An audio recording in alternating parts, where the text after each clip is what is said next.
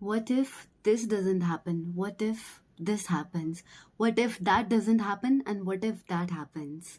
Yes, this is the mind of an overthinker.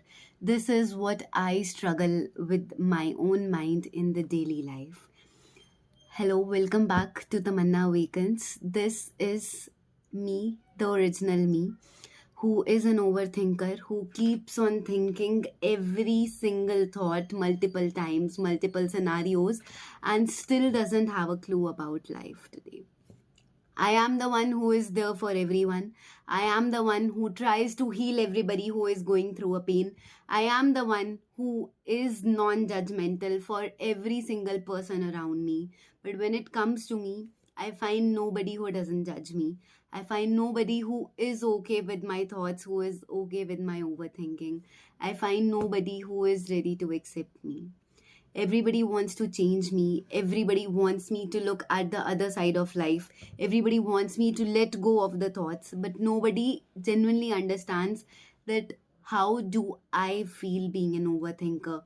How do I, every single second of my life, just want to run away with all the thoughts into my mind?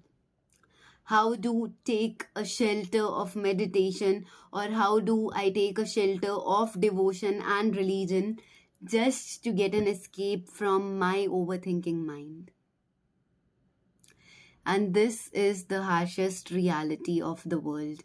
People escape into drugs, into alcohol, into smoking, and into books, into movies, into porn addiction.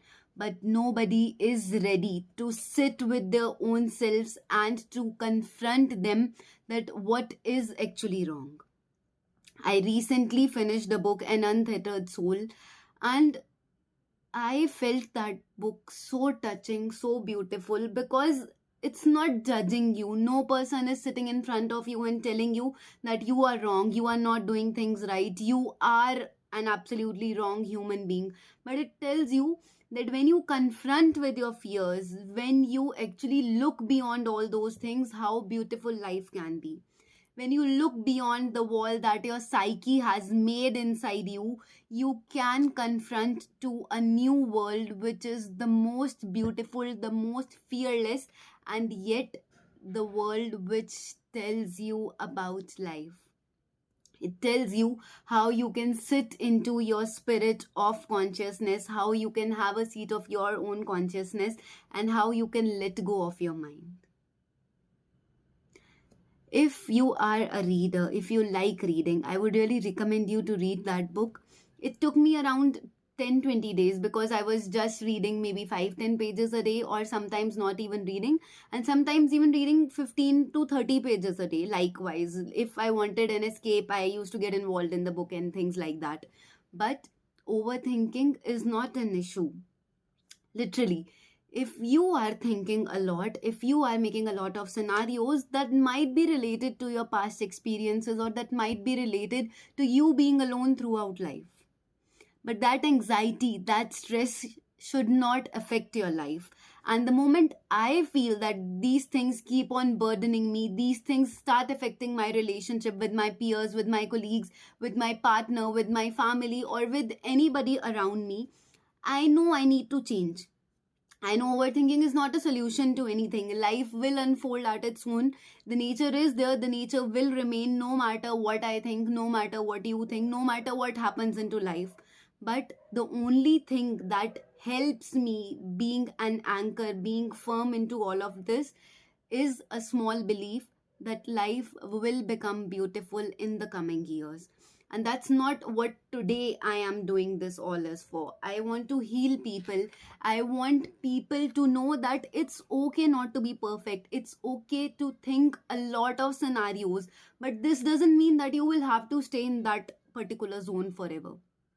The moment you decide to be different, the moment you yourself decide to evolve from all of these things, that day you will change.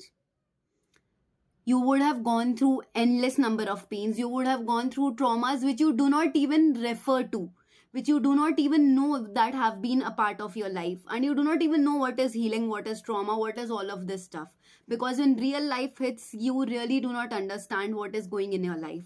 when financial problems hit, when your parents are not successful, and you have lived a life full of traumas, full of, you know, just subdizing your desires throughout your childhood, throughout your adulthood, and still you feel yourself small, still you feel yourself not worthy enough of keeping your parents happy. Still, those guilts, those fears of losing your parents someday and not being a successful person come into your mind every day, every second. You do not know and you do not want to heal. You do not know what is healing. That zone becomes a total separate stuff. But these kind of people need the most of their healings. These kind of people need the most of the love. And everybody runs away from them because they are difficult. But life is not difficult. Life is how you think, how you perceive. If you want to stay happy, no matter what the situation is, no matter what trauma you have been through, no matter what judgment a person is passing on to you, no matter how you look, how you think, or however you are, but if you want to be happy, you will find ways to be happy.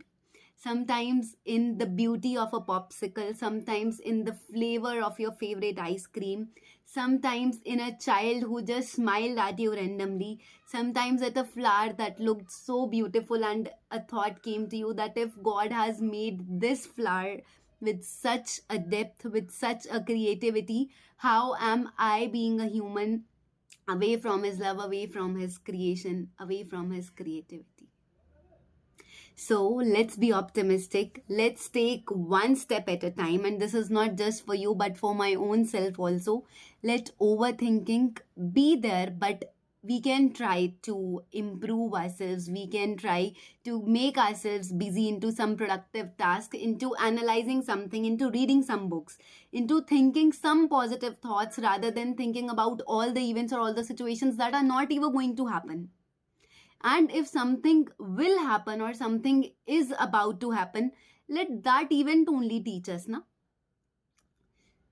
So until next Wednesday, I would like you to replay all those moments in your life step by step and understand that overthinking is not a problem and you can deal with stuff which everybody feels is not okay. So let's stop dealing with all the stuff. Let's stop breaking all the things, all the illusions that somebody has put into our mind, that we are difficult, we are not worthy of love, or we are somebody who is too emotional, too empathetic. Every human is one of a kind. Every human is carved into the most beautiful form by God. So let's embrace ourselves, let's embrace our vulnerability, our overthinking, but at the same time, let's know that life will unfold on its own. So none of our overthinking is going to help us. Until then, take care of yourselves. God bless you all. Let your mind rest in peace. Let your heart open up. Let your soul speak when your mind rests. This is Tamanna signing off for today. I'll see you on next Wisdom Wednesday in another beautiful episode.